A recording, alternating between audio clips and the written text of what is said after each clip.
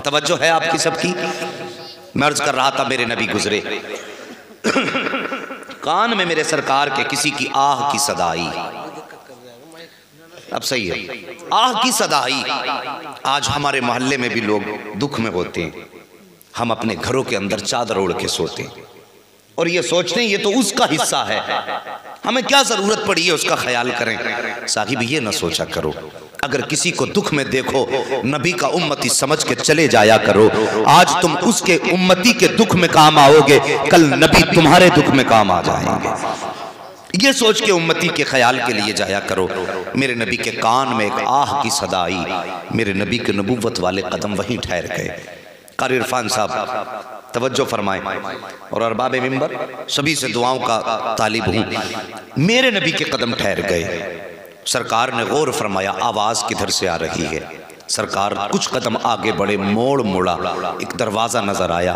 आका करीम जब उसके करीब हुए ना तो उस कम दरवाजे के अंदर से किसी की आह की सदा रही थी, किसी की आह की सदा रही थी। मेरे नबी करीब गए, दरवाजे पे दस्तक दी, आवाज़ आई कौन? कहा दरवाज़ा खोल। जैसी इतना मेरे नबी ने कहा, अंदर से आवाज़ आई आने वाले दरवाज़ा खुला है, अंदर आ जा। मेरे नबी ने नबुव्वत वाले हाथों से यूं दरवाज़ा खोला। जैसी दरवाज़ा खुला क्या देखते हैं, एक ग़ुलाम है, नाक मोटी है, दांत बड़े बड़े हैं, होठ भी मोटे हैं, रंगत काली है, आँख में आंसू है, हाथ में चक्की का घुमाने वाला वो सिस्टम पकड़े हुए हैं और आँख से आंसू बह रहे हैं, ज़बान से सदाएँ निकल रही हैं। मेरे नबी करीब गए, जाके पास बैठे, फरमाते तेरे रोने की वजह क्या है? उसने कहा था ए मेहरबान बता तो सही, आज तक मक्के में किसी ने किसी का हाल नहीं पूछा है, मगर इतना बता तू कौन है, कहाँ का रहने वाला है? मक्के में किसी को किसी की फिक्र नहीं रहती है, लेकिन तुझे मेरी फिक्र हुई, बता तेरा नाम क्या है? मेरे नबी फरमाते हैं नाम न पूछ, बता तुझे क्या परेशानी है? उसने कहा था आने वाले मेरे सर में दर्द है, मैं उमैया का गुलाम हूँ, उसने मुझे ये नाज पीसने के लिए दिया है, बुखार की शिद्दत है, तकलीफ इतनी है कि चक्की चलाता हूं तो दर्द बढ़ जाता है, और अगर नहीं पीसता हूं तो मुझे ये ख्याल आता है कि अगर आटा तैयार ना हुआ मेरा मालिक मुझे मारेगा। इतना सुनना था, नबुव्वत वाले होठों पे तबस्सुम आ जाता है। मेरे नबी मुस्कुराए, अल्लाहु अकबर, फिर क्या था? यूं मुस्कुराए जान सी कलियों में पड़ गई, यूं लब कुशा हुए के गुलिस्तां बना दिया। मेरे सरकार मुस्कुराए हैं और मुस्कुराने के बाद अपनी मेरे नबी ने मुज़म्मिल वाली चादर यूं कांधे से उतारी, उतारने के बाद आपने आगे बढ़ाई और बढ़ाने के बाद कहा था पहले अपना नाम बता, तेरा नाम क्या है? हजरत अजीज़ान मिल्लत इस्लामिया जैसी मेरे नबी ने कहा तेरा नाम क्या है? अल्लाहु अकबर। रोने वाले ने कहा था मेहरबान मुझे बिलाल कहा जाता है, मेरा नाम बिलाल है। मेरे नबी ने मुज़म्मिल वाली चादर अता की, फरमाया बिलाल लो इस चादर को अपने सर के नीचे लगा लो, आराम फरमा लो। उसने कहा था मेहरबान अगर मैं आराम करूंगा तो मेरा आटा कौन पीसेगा? जैसे इतनी बात कही है, मेरे नबी आगे बढ़े हैं, कहते हैं बिलाल आराम तू कर ले, तेरी चक्की आज मैं चलाने आ गया हूँ। अल्लाह अकबर। इतना कहना था, हजरत बिलाल पीछे हट जाते हैं। मेरे सरकार ने यूं हाथ चक्की की तरफ बढ़ाया है, जैसे हाथ चक्की की तरफ गया है, इतने में जिब्रील अमीन आ जाते हैं, कहते आका गुलाम हाजिर है, आपको चक्की चलाने की जरूरत नहीं है, हुक्म दीजिए आज जिब्रील चक्की चलाएगा। मेरे नबी ने फरमाया था बिलाल पीछे हट जा, आज जिब्रील पीछे हट जाओ, आज तुम्हें चक्की नहीं चलानी है बल्कि आज मोहम्मद को खुद चक्की चलानी है। कहा किस लिए? मेरे नबी ने फरमाया था जिब्रील आज सिर्फ चक्की के पार्ट नहीं घुमाने हैं बल्कि किसी का दिल भी मोहम्मद की तरफ घुमाना है।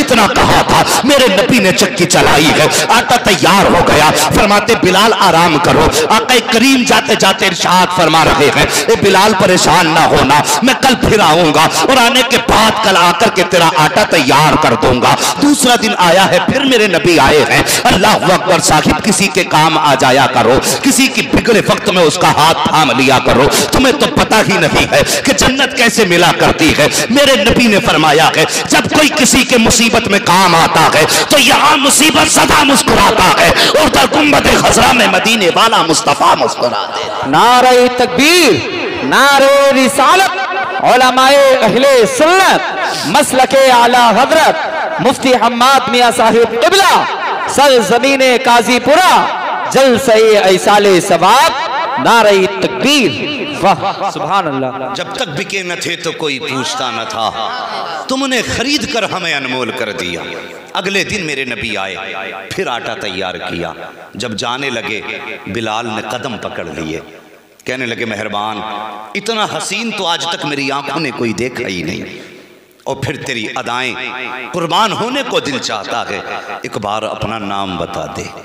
अल्लाह अकबर। इतना हज़रत बिलाल ने कहा। मेरे नबी ने फरमाया बिलाल परेशान ना हो, मैं कल फिर आऊँगा और कल आकर के अपना नाम बताऊँगा। अगले दिन मेरे नबी फिर आए हैं, फिर बिलाल का आटा तैयार किया है। फिर जब जाने लगे बिलाल ने कहा मेहरबान वादा किया था, नाम तो बताओ। और मेरे नबी फरमाते हैं बिलाल अना मुहम्मदुर रसूलुल्लाह, मुझे मुहम्मदुर रसूलुल्लाह कहा जाता है। जैसे इतना कहा था हज़रत बिलाल ने सुना, सुनने के बाद आगे बढ़े, कदम पकड़े, कहने लगे मेहरबान सिर्फ चक्की ना चला के जा, बिलाल को भी अपना गुलाम बना के चला जा। मेरे नबी ने हजरत बिलाल को कलमा पढ़ाया।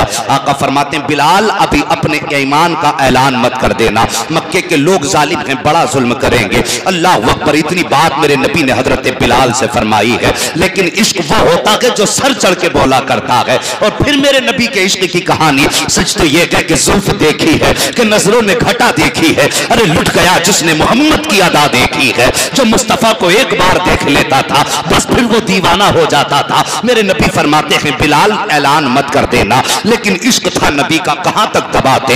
अल्लाह अकबर। ऊंट चरा रहे हैं, चराते चराते बकरियां भी चराई हैं, आप जंगल में काम करते हैं, जबान पे नबी नबी की सदाएं आ रही हैं, हुस्समत की सदाएं हैं, अल्लाह अल्लाह के नारे जबान पर गए। उमैया ने आके हजरत बिलाल का गिरबान पकड़ के कहा था ओ बिलाल तूने किसका नाम लिया है। जैसी उमैया ने इतना कहा है, हजरत बिलाल कहते हैं मैं तुझे क्या बताऊं, मैं अपने महबूब का नाम लेता हूं। कब महबूब कौन है, कब मेरे महबूब का नाम मोहम्मद रसूलुल्लाह है। इतना सुनना था। उमैया ने कहा था मैं तेरे टुकड़े कर दूंगा, तेरी जान ले लूंगा। हजरत बिलाल ने कहा था ओ जालिम तू चाहे जो चाहे सलूक कर ले, तू जान ले सकता है, खून निकाल सकता है बदन का, लेकिन दिल से मुस्तफा का नाम नहीं निकाल सकता है। कब मैं तेरा आका हूं, तू मेरा नौकर है, मानता क्यों नहीं। तब बिलाल ने बड़ा प्यारा जवाब दिया था और कहा था सुनो मैया, तेरी हुकूमत बिलाल के बदन पे चलती है और नबी की हुकूमत बिलाल के दिल पे चला कर। वाह वाह वाह वाह वाह वाह सुभान अल्लाह सुभान अल्लाह सुभान अल्लाह माशा अल्लाह माशा अल्लाह। और आला हजरत बोले ऐ इश्क तेरे सदके जलने से छुटे सस्ते, जो आग बुझा देगी वो आग लगाई है। जल भी उठ, दम घुटने लगा जालिम क्या धूनी रमाई है, दम घुटने लगा जालिम क्या धूनी रमाई है। साकिब हजरत बिलाल, अब फिर कौन सा जुल्म हजरत बिलाल पे ना हुआ। नबी के इश्क की कितनी बड़ी कीमत चुकाई है हजरत बिलाल ने। हम अपनी किस्मत को देखें। अल्लाह अकबर। हम पैदा हुए, कान में आकर के इमाम ने अजान पढ़ दी, हो गए मुसलमान, टोपी ओढ़ी गोश्त खाने लगे, बन गए मुसलमान। ना तो हमारा दीन पे कुछ लगा है, ना हमने नबी के इश्क के बदले में पत्थर खाए हैं, ना हमने नबी के इश्क के बदले में कोड़े खाए हैं, ना हमें तपती हुई आग पर लिटाया गया है। तो हमें मालूम ही क्या हो इश्क मुस्तफ़ा की मस्ती क्या होती है। हजरत बिलाल से कोई जाकर के पूछे बता इश्क मुस्तफ़ा की मस्ती क्या है। अल्लाह अकबर। हजरत बिलाल को तपते हुए कोयलों पे लिटाया जाता, आपकी खाल जलती, चर्बी पिघल के कोयलों पे गिरती, वो बुझ जाया करते थे चर्बी से। फिर हजरत बिलाल के जख्मों पे नमक मिर्च डाला जाता था। अल्लाह अकबर। ये जुल्म हजरत बिलाल पे हो रहे हैं। एक दिन उमैया ने कहा कि बिलाल महबूब का नाम नहीं छोड़ेगा, कान नहीं छोड़ूंगा। उसने हजरत बिलाल का हाथ पे हाथ रखा और अपने तख्त के पाए के नीचे रखे दोनों हाथ, और उसके बाद उस तख्त पे लेट गया। अल्लाह अकबर। आपके हाथ फटे, खून बहने लगा हाथों से, ये आराम की नींद सो गया। सुबह को उठ के इसने बिलाल का चेहरा देखा, मगर देख करके हैरत में था। बिलाल के चेहरे पे दर्द का एहसास न था, न आंख में आंसू थे। कहा बिलाल जरा इतना बता दे रात पर तेरी कैसी गुजरी है। हजरत बिलाल मुस्कुराने लग जाते हैं। उमैया कहता है बिलाल अब भी मुस्कुरा रहा है। कहा हाँ का फिर मुस्कुराने की वजह क्या है। क्या तुझे हाथों में तकलीफ महसूस नहीं हुई, क्या तेरे हाथों के जख्मों में दर्द का एहसास नहीं हुआ। हजरत बिलाल कहते हैं नादान तूने मेरे महबूब को जाना नहीं है, मेरे महबूब को पहचाना नहीं है। जैसे तूने अपने तख्त के नीचे मेरे दोनों हाथों को रखा था, मैंने आंखें बंद करके अपने महबूब को सदा दी थी। बिलाल कहते हैं इधर आंखें बंद हुई है, उधर सामने मुस्तफा का जलवा मौजूद था। वो कहते मैया तुझे क्या पता, जैसे मुस्तफा का जलवा निगाहों के सामने आया है, उमैया तेरे दुख मिट गए थे, मुस्तफा के इश्क की मस्ती में बिलाल खो गया था।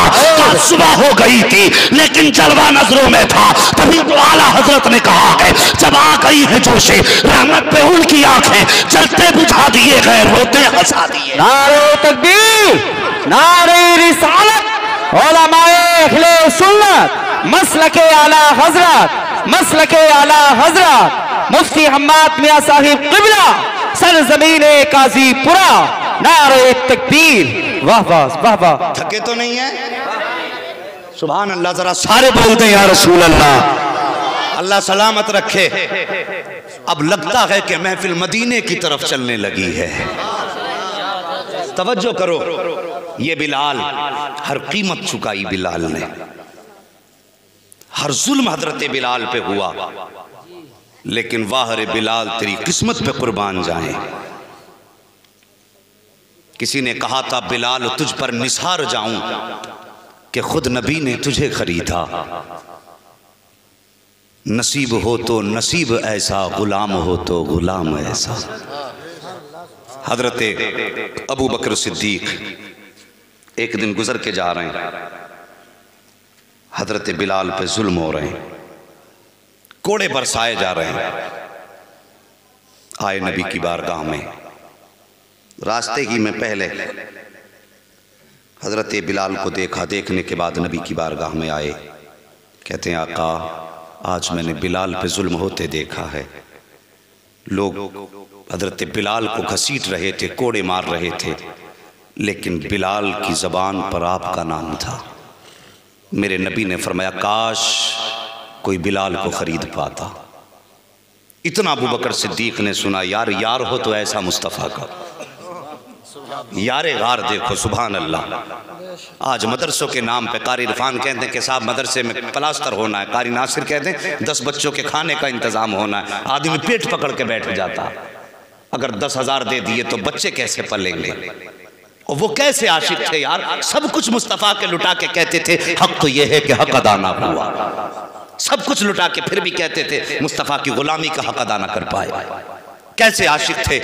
मेरे नबी ने फरमाया काश कोई बिलाल को खरीद पाता। इतना सुनना था, अबू बकर चलना शुरू कर देते हैं। आका फरमाते हैं अबू बकर किधर जा रहे हो? कहा सरकार बिलाल को खरीदने जा रहा हूँ। इतनी बात कही ना, बिलाल को खरीदने जा रहा हूँ, नबुव्वत की आंखें बरसने लग गई। कहते हैं फिर ऐसा कर अबू बकर मेरा भी हिस्सा उसमें शामिल कर लेना, मेरा भी हिस्सा बिलाल की खरीदारी में शामिल कर लेना। साहिब सारी जिंदगी हम नबी नबी कहते रहे तो क्या होता है? मजा तो तब है सारी जिंदगी हम ये कहें नबी हमारे हैं, कुछ नहीं होता। मजा तब है जब वो एक बार ये कह देंगे सब मेरे हैं, तब बात बनती है। जब वो कह दें ये मेरे हैं तब बात बनती है। हमारे कहने से क्या होता है?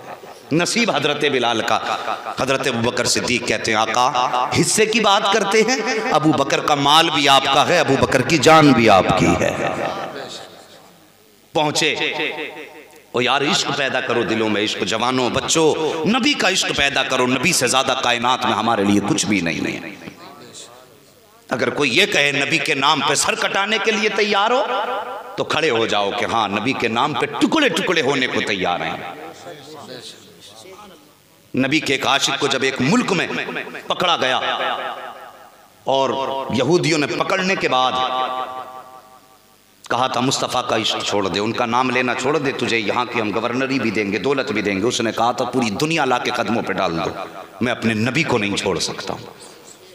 कहा फिर मरने के लिए तैयार हो जा। कहा तैयार हूँ। तो उनके हाकिम ने, बादशाह ने हुक्म दिया था कि इस नबी के चाहने वाले को पैरों की तरफ से काटना ताकि तड़प तड़प के मरे। लिटाया गया, पैरों की तरफ से छोटा छोटा काटा गया, लेकिन हर जख्म पे मुस्कुराते थे। जब टुकड़े होते थे ना पैरों के तो मुस्कुराते थे। उन्होंने कहा था ताज्जुब है तुझे कौन सी घुट्टी नबी ने पिलाई है तेरे कि एक सुई चुभ जाए तो चीख निकल जाती है, तेरे टुकड़े हो रहे हैं तो मुस्कुरा रहा है। उसने कहा था मैं मुस्कुरा इस बात पे रहा हूं मेरे रब का शुक्र है कि मुझे पैरों की तरफ से काटा जा रहा है। तो पैरों की तरफ से कटते कटते गले तक तो बहुत देर में आओगे, कम से कम इतनी देर तक महबूब के नाम लेने का तो मौका मिल गया। ये इश्क थे उनके यार, ऐसे आशिक थे। कम से कम इतना तो हुआ कि मुझे ज्यादा देर तक नाम लेने का मौका मिला। हजरत बिलाल उठे हैं, हजरत अबू बकर सिद्दीक उठे हैं, वहां पहुंचे जहां पे उमैया हजरत बिलाल को मक्के के जवानों से पिटवा रहा था। जाने के बाद कहते उमैया कहा क्या, का इस गुलाम को बेचोगे? उसने कहा इसे कौन खरीदेगा, ये काला है, हबशी है, इसके नाक नक्श निगार सब बेकार हैं, इसे कौन खरीदेगा? हजरत अबू बकर ने इतना सुना, फरमाते इसे अबू बकर खरीदेगा। वो हंसा और हंस के कहा क्या कीमत दोगे? कहा मांग, क्या मांगना चाहता है? उसने कहा 100 दिरहम। जैसी आपने सुना 100 दिरहम, फरमाया मंजूर है। फिर उसके बाद उसने सोचा रे ये तो 100 में खरीदने तैयार है। उमैया ने जबान बदल दी, कहा नहीं 100 में नहीं बेचूंगा। कहा फिर कितने? कहा 200। आपने फरमाते मंजूर है। उसने 200 का सौदा कैंसिल किया, बात 500 दिरहम पे आ गई। हजरत अबू बकर सिद्दीक कहते ये भी मंजूर है। फिर 500 भी खत्म किए, 1000 पे सौदा आ गया। कहता नहीं जी मैं 1000 में बेचूंगा। अबू बकर कहते ये भी मंजूर है। जब इतनी बात कही वो कहता नहीं मैं इसको ऐसे नहीं। कहा फिर? कहा मुझे इतने औकिया सोना चाहिए। कहा वो भी मंजूर है। कहने लगा भी मंजूर? कहा हाँ। कहा ऐसे नहीं बेचूंगा। कहा कैसे? कहा आपका जो ये खूबसूरत गुलाम है बदले में ये भी देना पड़ेगा। अबू बकर सिद्दीक कहते हैं ये भी मंजूर है। अल्लाह अकबर, काले के बदले में गोरा गुलाम दिया है, सोना भी दे रहे हैं और 1000 दिरहम हजरत अबू बकर सिद्दीक दे रहे हैं। जब बिलाल का हाथ पकड़ के अबू बकर चले गए तब उमैया ने आवाज दे के कहा था अबू बकर मैं समझता था कि मक्के में कोई तुमसे समझदार ताजिर नहीं है, मैं समझता था होशियार ताजिर हो, लेकिन आज पता चल गया है कि तुमसे ज्यादा बेवकूफ कोई ताजिर नहीं है। आपने फरमाया किस लिए? और उसने कहा था अगर तुम होशियार होते तो इस तरह मक्के के बाजार में लुट के न जाते।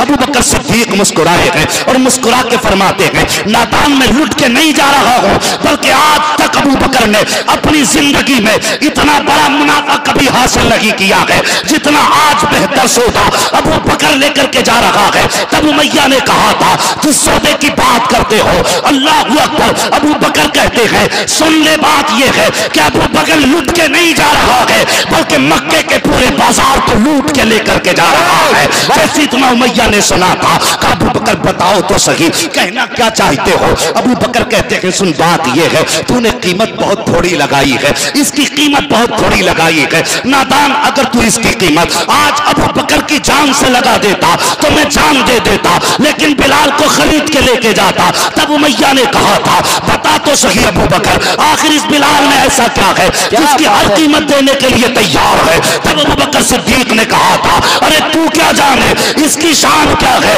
अबू बकर कहते हैं इसमें कुछ ना सही, बस इतना समझ ले इसको मेरा नबी प्यार करता है और जिससे मुस्तफा प्यार करते हैं उससे अबू बकर प्यार करता। नारे तकबीर, नारे रिसालत, उलमाए अहले सुन्नत, मसलके आला हजरत। आग बुझा देगी वो आग लगाई है।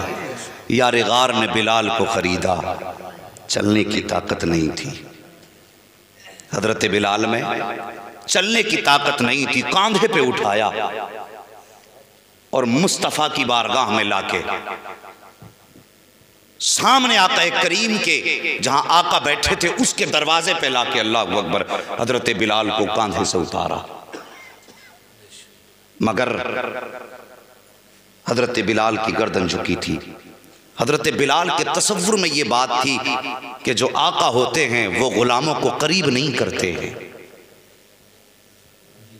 यह हजरत बिलाल के तसव्वुर में बात थी। मेरे नबी ने बिलाल का चेहरा देखा और खड़े हो गए सरकार अपनी जगह से।